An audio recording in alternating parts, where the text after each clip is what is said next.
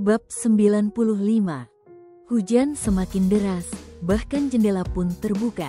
Angin dingin yang menusuk tulang berhembus ke lengan bajunya, menyebabkan aroma bunga wisteria tercium di hidungnya, seperti saat ia duduk di ayunan yang penuh bunga wisteria saat ia masih muda.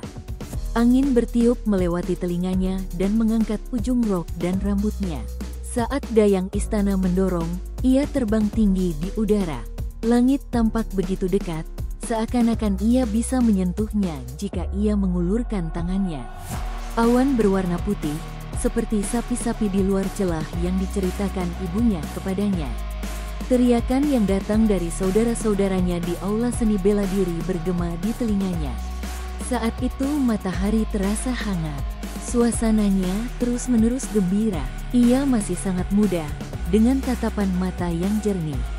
Ia meluruskan kakinya dan mengikuti gerakan ayunan, memusatkan pandangannya melewati tembok kota yang tinggi dan gerbang istana, ke pintu hitam di depan. Ia melihat pria itu berdiri di tengah halaman, dengan tatapan dingin di matanya. Angin, saat bertiup di lengan bajunya, hampir mengancam untuk menyapunya.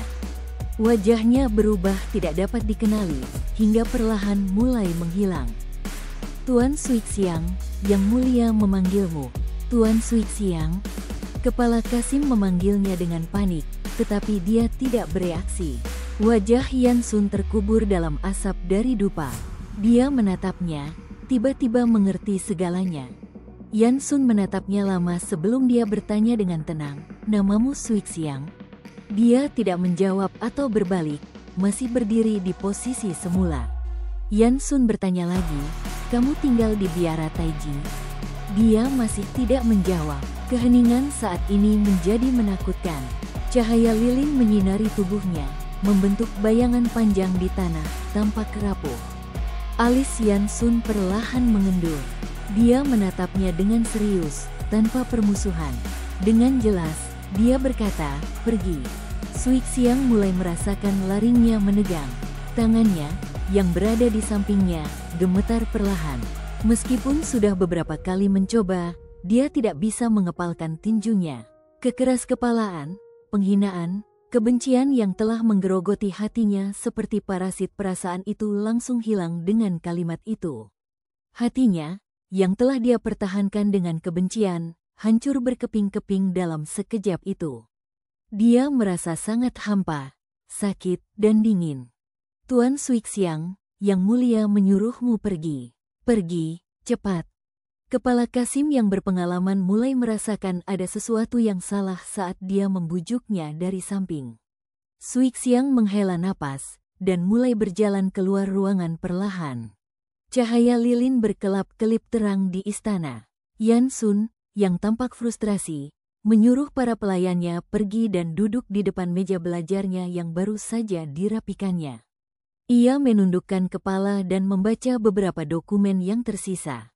Kuasnya menyapu kertas, mengeluarkan suara lembut. Angin bertiup kencang, mengangkat lengan baju Suixiang dan memperlihatkan sepasang sepatu dari dalam. Langkahnya tenang, bahkan selir yang telah memasuki istana selama bertahun-tahun tidak dapat menandingi cara berjalannya. Saat pelayan membuka pintu, angin dan hujan menyambutnya. Ia mengangkat satu kaki dan melangkah keluar dari pintu istana, setengah bahunya terbuka. Sudah waktunya baginya untuk pergi, dan ia seharusnya pergi. Namun, tanpa disadari, ia berhenti di sana, berdiri terpaku di tempatnya, tidak dapat bergerak. Kepala Kasim mengangkat alisnya dan melangkah maju untuk menopang lengannya. "Aku akan mengantarmu keluar." Saat ia menyelesaikan kata-katanya, ia membantunya keluar dari pintu. Kasim Junior di istana melangkah maju untuk menutup pintu. Suixiang menurut dan membiarkan kepala Kasim menuntunnya sambil menundukkan kepalanya. Saat angin bertiup sekali lagi, kerudungnya tertiup. Kepala Kasim berseru, dan menundukkan kepalanya untuk mengambilnya, melonggarkan cengkeramannya padanya. Dia berbalik dan mengintip ke pintu, yang belum tertutup sepenuhnya. Dalam kegelapan dan cahaya redup, dia duduk di sana sendirian. Dia tidak mendongak, tetapi dia telah berhenti menulis. Saat pintu istana tertutup perlahan, dia mengingat begitu banyak hal yang telah dia lupakan. Saat itu, ketika mereka masih muda, polos dan naif, waktu berlalu cepat saat mereka membenamkan diri dalam kegembiraan. Sudah lama sekali sejak dia mengingat kenangan ini. Dia pikir dia telah melupakannya sepenuhnya.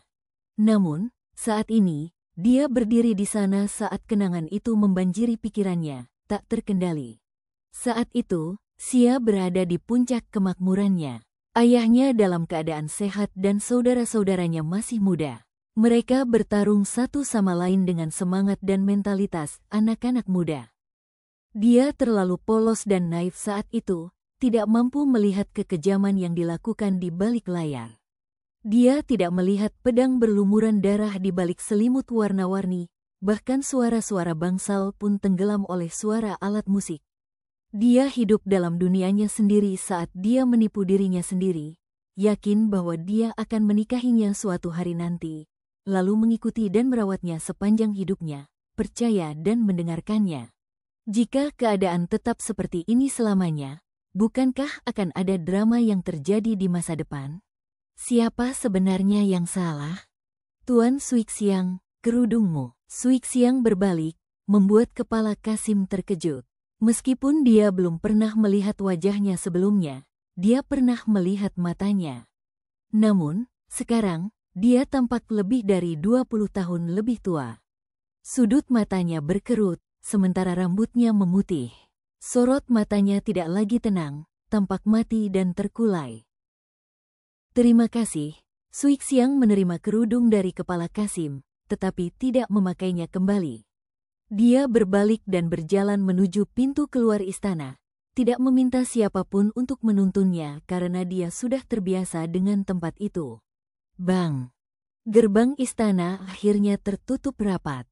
Angin bertiup kencang saat Kasim Junior bergegas maju sambil membawa payung. Kepala Kasim mengejarnya, tetapi hanya melihat bayangannya berkeliaran dalam kesunyian di sepanjang jalan panjang yang diselimuti kabut. Tetesan air hujan membasahi bahunya, menonjolkan penampilannya yang kesepian. Hari ini adalah hari keempat bulan ke-9, di tahun ke-14 era Kaiyuan. Pada bulan ke-12 di tahun yang sama, Biara Taiji, yang terletak di sebelah timur ibu kota, mengalami kebakaran besar yang membakar seluruh kompleks hingga rata dengan tanah. Malam itu, Ah Jing, komandan pasukan elit ibu kota, memasuki istana. Ketika dia melihat Yan Sun sedang makan malam. Setelah memberi hormat, dia menyatakan dengan suara rendah, Guru Suixiang dari Biara Taiji telah pergi. Yan Sun mengangkat alisnya dan bertanya, meninggal? Tidak, dia pergi. Oh. Yan Sun menundukkan kepalanya untuk terus minum buburnya dan bertanya, kamu belum makan? Ah Jing ingin mengatakan bahwa dia sudah makan, tetapi merasa berkewajiban untuk tidak menipu rajanya. Dengan jujur, dia menjawab, saya baru saja tiba dari Peidu. Saya belum makan. Yan Sun berkata dengan santai, duduklah dan mari kita makan bersama. Ah Jing menjawab, saya tidak berani. Yan Sun tidak memaksanya saat dia berbalik untuk memerintahkan pelayan istana untuk menyiapkan meja terpisah untuknya.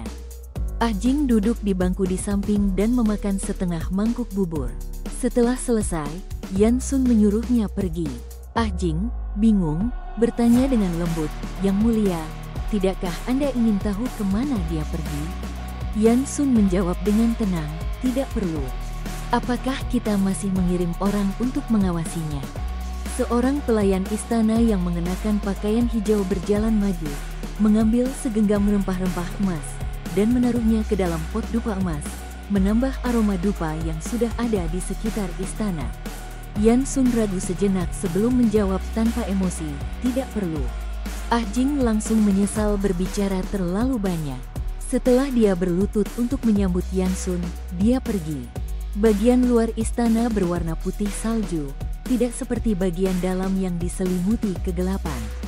Cahaya bulan yang terang menyinari tanah, mewarnai bumi menjadi putih. Namun, masih ada kegelapan yang menyelimuti sudut-sudutnya. Lampu di istana padam. Kepala Kasim dari kantor pengawas internal dengan punggung membungkuk berjalan keluar. Kasim dari rumah Tongshi yang berada di sampingnya bertanya, "Nona mana yang ingin Yang Mulia panggil malam ini?" "Tidak ada." Kepala Kasim menggunakan ibu jari dan jari telunjuknya untuk memberi isyarat bahwa Kaisar sedang tidak dalam suasana hati yang baik saat dia melanjutkan, "Yang Mulia sedang tidur." Istana menjadi sunyi. Yan Sun berbaring di tempat tidurnya dan memejamkan mata. Malam itu sangat panjang.